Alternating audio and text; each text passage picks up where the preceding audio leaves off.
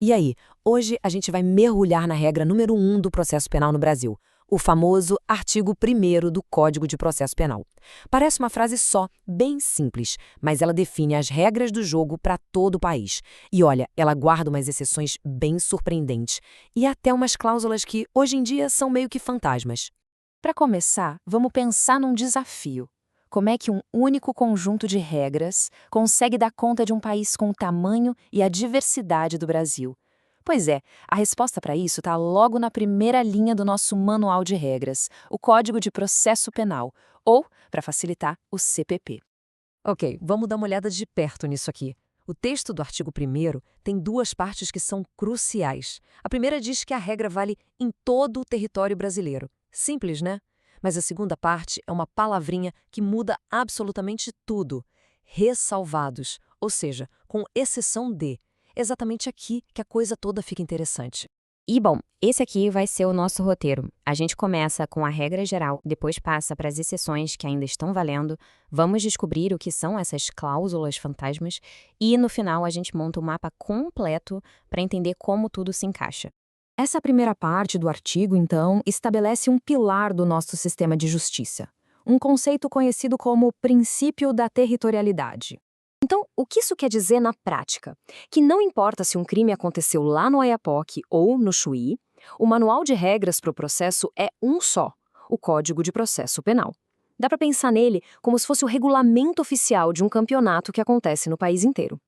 Agora sim, vamos para aquela palavrinha-chave: ressalvados. O próprio código já avisou que existem situações bem específicas em que aquele manual principal é deixado de lado e outras regras especiais entram em campo.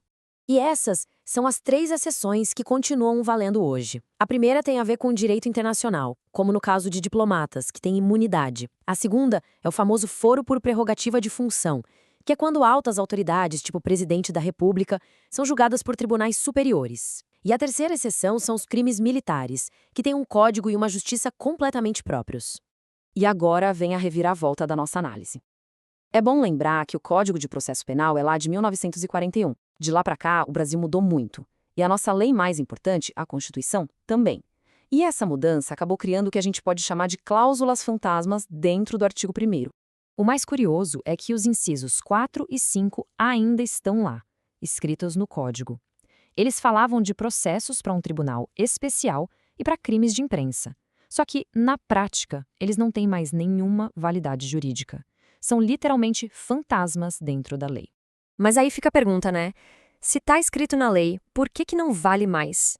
A resposta para isso está numa lei que está acima de todas as outras. A Constituição Federal de 1988 é a regra máxima do nosso sistema. Nenhuma outra lei pode ir contra o que ela diz. E foi exatamente isso que aconteceu com essas cláusulas antigas de 1941. Isso mostra direitinho como o direito vai evoluindo. Primeiro, a Constituição de 88 proibiu de vez os chamados tribunais de exceção, aqueles criados só para julgar casos específicos, o que tornou o inciso 4 inválido. E, em segundo lugar, ao garantir a liberdade de imprensa como um direito fundamental, a Constituição fez com que um processo especial para punir jornalistas, como previa o inciso 5, não fizesse mais nenhum sentido na nossa democracia. Certo, agora que a gente passou por todas as partes, vamos juntar tudo para conseguir enxergar um mapa completo de como o artigo 1º funciona na prática hoje. Uma analogia que ajuda muito a entender é pensar no Código de Processo Penal como uma grande rodovia, a via principal que todos os processos criminais devem seguir, só que essa rodovia tem saídas bem sinalizadas, as exceções, para casos internacionais, de altas autoridades e militares. E ela também tem aquelas saídas antigas que até aparecem no mapa, mas que foram fechadas há muito tempo pela Constituição. Tudo isso deixa a gente com uma reflexão final. O caso do artigo 1º do CPP é um ótimo exemplo de que a lei não é algo estático, parado no tempo. Ela vive, respira e se transforma. E nos faz pensar. Se a lei suprema de um país muda, como é que todo o resto do sistema legal consegue se adaptar? A resposta está nesse processo contínuo de atualização e de interpretação que garante que a justiça caminhe junto com a sociedade.